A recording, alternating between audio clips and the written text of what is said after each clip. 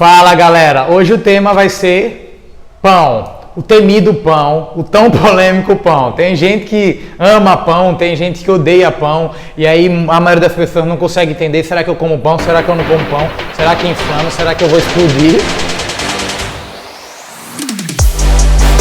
Então a gente vai falar um pouquinho sobre o pão para poder dar uma desmistificada aí sobre esse assunto, beleza? Mas antes de tudo, segue a gente aqui do Nutrindo Ciência, a gente vai gostar bastante, a gente agradece demais. E deixa aqui nos comentários sua sugestão, algum comentário que você queira fazer sobre o vídeo, a gente também agradece demais a sua interação, tá? Porque é muito importante pra gente. Valeu? Então vamos lá. Quando a gente vai falar de pão, o que é que muitas pessoas acabam detonando ele? Questão do índice glicêmico. O que seria esse índice glicêmico? É a velocidade que o açúcar, o carboidrato ali do pão, entra na nossa corrente sanguínea e aumenta a glicemia. Só que vamos fazer o seguinte, a gente pega um pão, a gente tem algumas formas de melhorar esse índice glicêmico, vamos dizer assim. Primeiro, a gente pode estar incluindo uma proteína, incluindo uma gordura, em vez de a gente comer aquele pão com aquela manteiguinha velha, não, a gente faz um ovinho ali, completa a refeição, faz uma carne, faz um frango, e aí vai ficar show de bola, além de ficar mais gostoso. Outro ponto do índice glicêmico que o que é importante muitas vezes na refeição é a carga glicêmica, é o quê? É você relacionar essa velocidade que ele entra no seu sangue, mas a quantidade, porque se for uma quantidade pequena, não vai ter tanta relevância assim.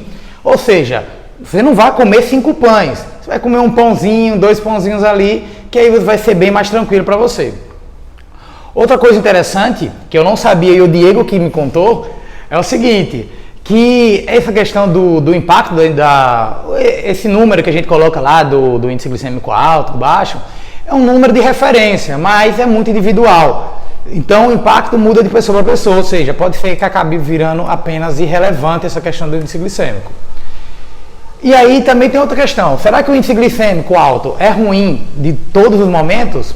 Ou tem alguns períodos do dia que ele vai ser mais interessante? Vamos dizer assim que pela manhã e no pós-treino, ele vai ter um impacto diferenciado aí no seu corpo, podendo ser até benéfico. De manhã, porque a gente está em jejum, então a gente passou muito tempo sem energia, ou sem consumir energia. E no pós-treino, porque a gente acabou de martelar o músculo, então a energia já foi para o espaço, então dá para a gente fazer uma reposição. Ou seja, mesmo levando em consideração apenas um alto índice glicêmico, pode ser que, dependendo da situação, seja até interessante você estar utilizando um carboidrato de um índice glicêmico um pouco mais alto, beleza? Agora, outra coisa que dá pra... Se você vai pra academia e faz 3 séries de Instagram e fica só bebendo água falando com as pessoas, não consegue tirar nenhum estoque de glicogênio não, beleza? Olha, se você treina, serve pra homem, mulher, qualquer pessoa. Se você treina mole, não pode comer pão não, beleza? Vamos lá. E outra coisa para poder baixar o índice glicêmico são as fibras. Aí fica aquela discussão, pão integral ou pão branco? Então... a diferença é que o pão integral vai ter um pouquinho mais de fibra. E aí acaba sendo interessante porque alguns órgãos falam o seguinte, indicam o seguinte. E também eu acho interessante você estar incluindo aí na sua alimentação. Que a cada 10 gramas de carboidrato tenha pelo menos 1 grama de fibra. E como o pão branco não tem nenhuma, pode ser interessante aí você trocar o seu pão branco pelo pão integral. Ou você está incluindo ali uma saladinha no seu pão, dando vamos dizer assim, um boostzinho a mais aí no seu pão, beleza?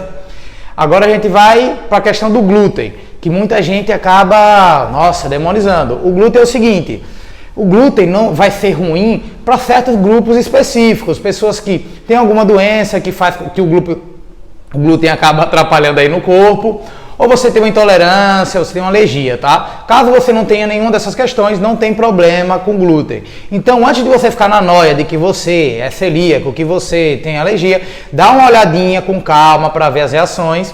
E caso seja o seu caso, óbvio, é melhor retirar e procurar uns carboidratos aí que não tenham glúten, até para poder você estar cuidando da sua saúde. Beleza? E aí, o que você pode estar na dúvida? Pô, mas aí o pão, dá para utilizar no emagrecimento, dá para utilizar na hipertrofia, como é que funciona?